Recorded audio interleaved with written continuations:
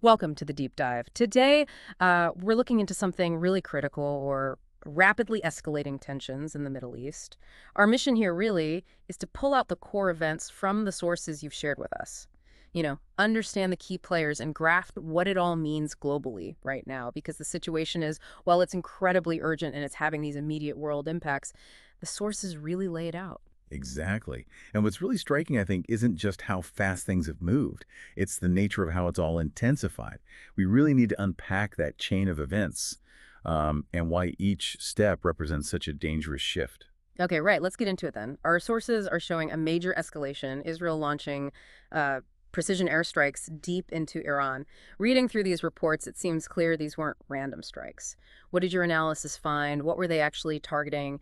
And, why those specific spots? Well, they targeted what Israel described as strategic military and nuclear facilities.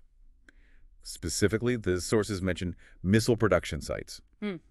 and also centrifuge hubs near Tehran. Mm-hmm. Now, these centrifuge hubs, they're absolutely critical for Iran's uranium enrichment, which makes them extremely high-value targets, particularly in a nuclear context. And this immediately brings up a crucial question. What was the immediate cost on the ground? I mean, human cost, infrastructure. Yeah, and tragically, the cost was, well, devastating. Iran is reporting nearly 600 people killed. That figure includes hundreds of civilians. Right. The sources paint a really stark picture. Buildings reduced to rubble, emergency workers digging through debris, and you get this sense of a population just bracing for more, wondering what's next. So when Iran got hit like that, so directly, what was their response? How did they react? They didn't stay silent, not for long. Within hours, they launched retaliatory missile and drone attacks. Yeah. And some of those strikes hit deep into Israeli territory. Right. The impact on Israel was also significant. Reports mention at least 24 people killed and many more injured, with air raid sirens continuing to echo across Tel Aviv and northern Israel. This kind of direct, state-on-state retaliation.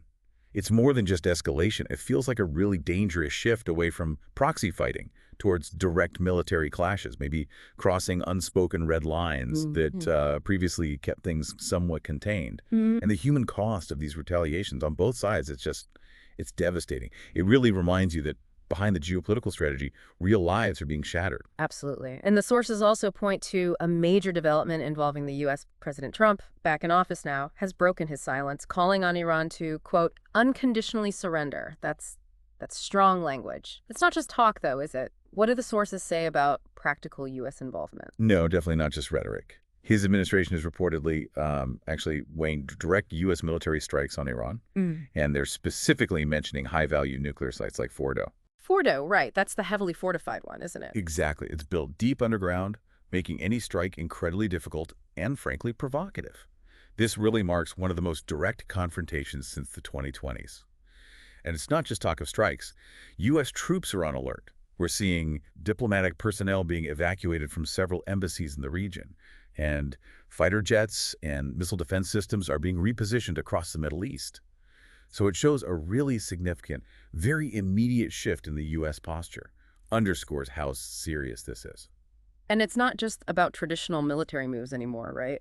Our sources highlight another front, another domain, cybersecurity. That's right. That's a huge piece of this. Cybersecurity experts are warning that Iran could retaliate by targeting U.S. infrastructure. Things like energy grids, water systems, and telecoms. Critical stuff. Yeah, things that affect daily life massively. Exactly. The Department of Homeland Security already put out a Shields Up advisory. That's a clear signal, basically telling everyone to brace for potential cyber attacks on critical infrastructure. And the sources say corporate America is on high alert too. This whole dimension is just so important because modern conflicts, they spill way beyond physical battlefields. They can disrupt millions of lives without a single shot fired. So putting all this together, missiles, troops on alert, cyber threats, what are the biggest worries moving forward, according to the sources? I think the main concern, the really big one, is that just one miscalculation, one wrong move, could ignite a wider war. A war that could pull in others, Lebanon, Syria, and even Gulf states. Yeah. You see diplomats worldwide scrambling for de-escalation.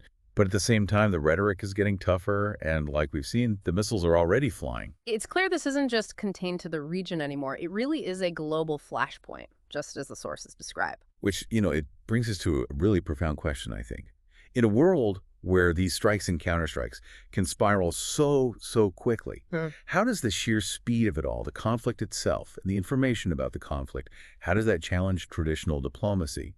And maybe more importantly, what does that mean for, well, for global stability itself? That's definitely something to think about as you continue to process all this critical, fast-moving information. Thank you for diving deep with us today.